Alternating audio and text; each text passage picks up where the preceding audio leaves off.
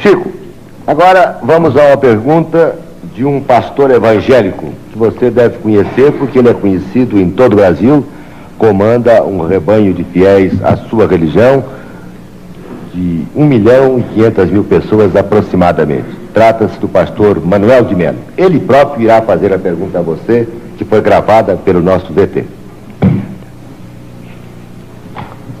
Boa tarde, Xavier. Meus cumprimentos.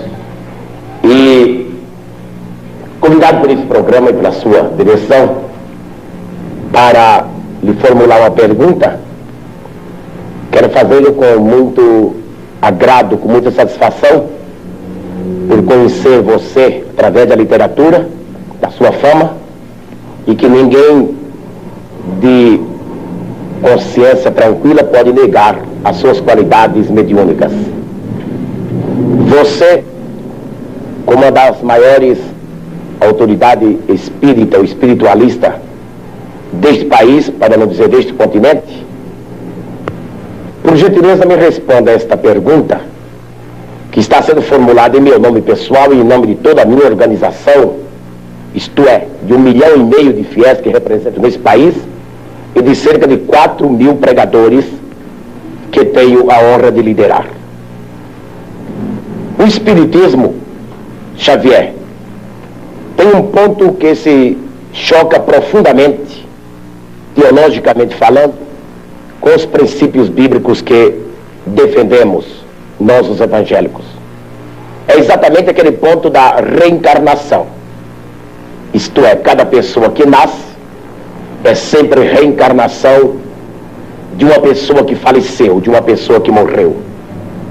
Assim, é apregoado e ensinado pelos espíritas no mundo inteiro.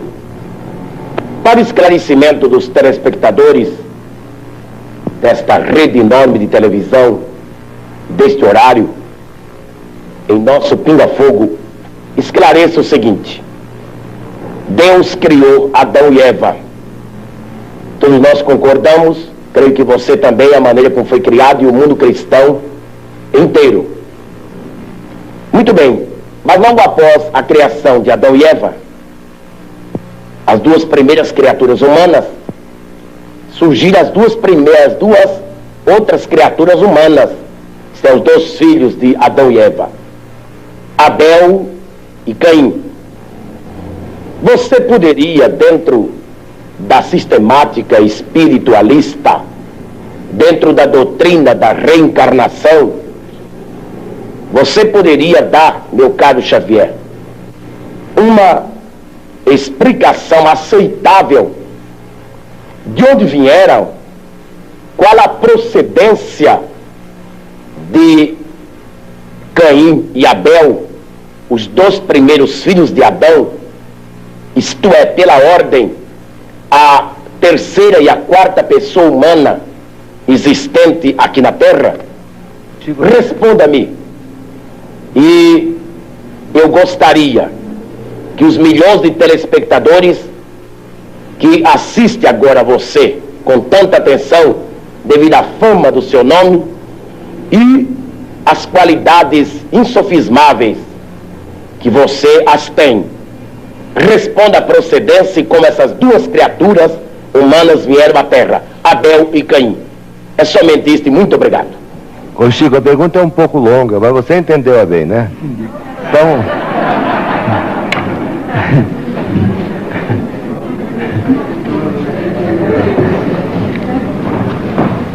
A pergunta do nosso caro amigo, que nos interpela a respeito do texto bíblico, está emoldurada de tamanho carinho que inicialmente nós agradecemos esse tom de fraternidade e ternura humana com que ele emoldura a questão para se dirigir a nós. Muito obrigado ao nosso caro pastor evangélico, senhor Manuel de Melo, que nós todos admiramos como sendo o orientador desse grande e brilhante movimento que é Cristo para o Brasil.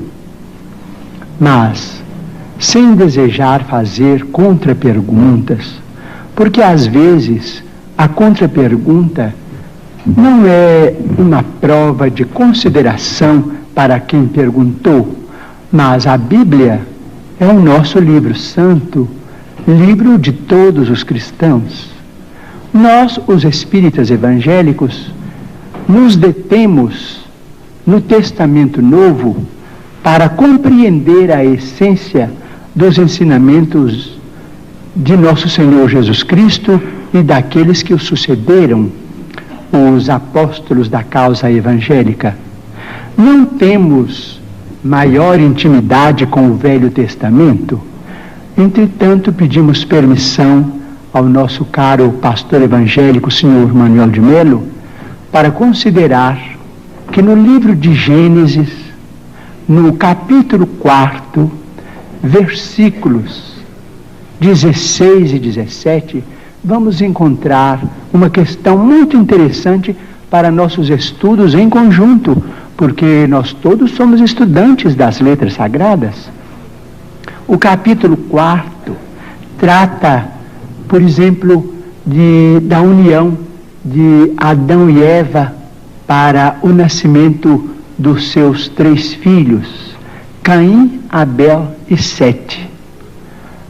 Sabemos por esse texto, o capítulo 4 do livro de Gênesis de Moisés, que Caim exterminou Abel. Entretanto, nos versículos 16 e 17, nós encontramos uma informação muito curiosa, a informação de que Caim, em se retirando da face de Deus, se dirigiu para uma cidade ou uma terra chamada Nod, onde ele desposou aquela que foi sua esposa e teve com ela uma grande descendência.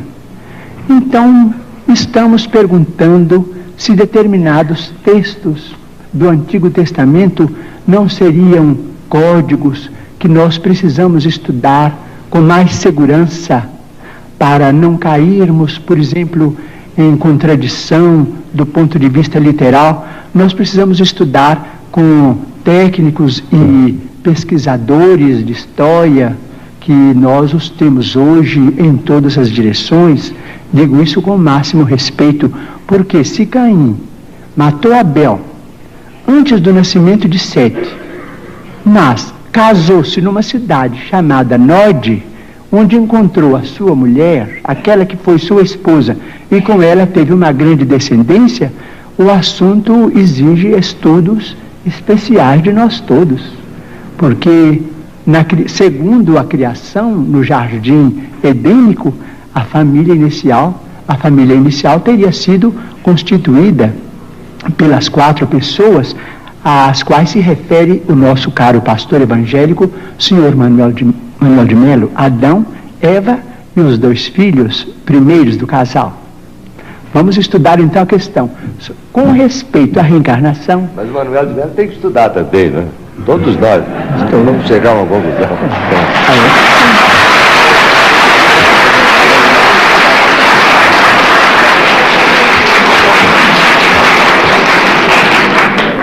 Bom, com respeito à reencarnação, posso dizer? Pode, Chico.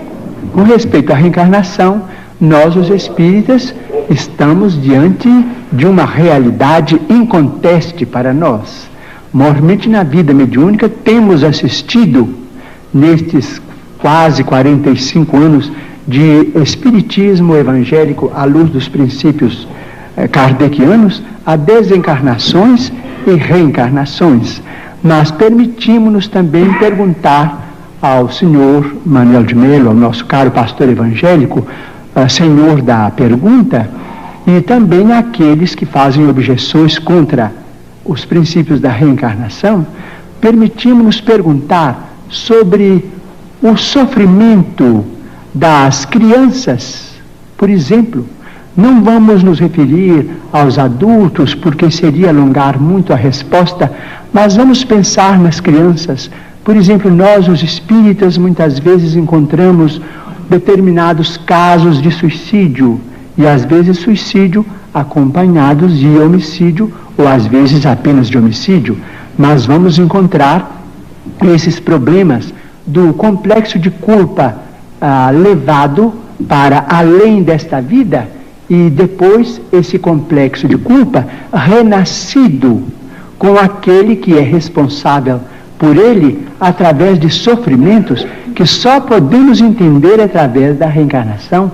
Por exemplo, muitas vezes temos encontrado, por exemplo, irmãos nossos suicidas que dispararam um tiro contra o coração e que voltam com a cardiopatia congênita ou com determinados fenômenos que a medicina classifica dentro da chamada tetralogia de Fallot.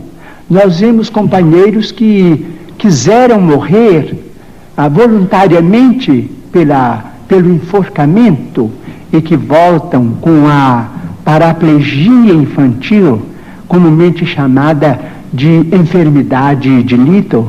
Nós vemos muitos daqueles que preferiram o veneno e que voltam com malformações congênitas, com problemas miopáticos, com o mixedema, aqueles que às vezes violentam o próprio ventre e que voltam também sofrendo as tendências e que às vezes acabam se desencarnando com o chamado infarto mesentérico.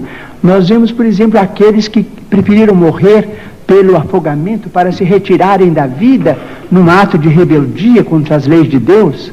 Vemos, por exemplo, aqueles que preferiram o afogamento e que voltam com o chamado enfisema pulmonar. Aqueles que dispararam tiros no próprio crânio e que voltam com tantos fenômenos dolorosos, como, por exemplo, a idiotia, a acromegalia, quando o tiro, vamos dizer, quando o projétil alcança a hipófise, porque nós estamos em nosso corpo físico subordinado ao nosso corpo espiritual.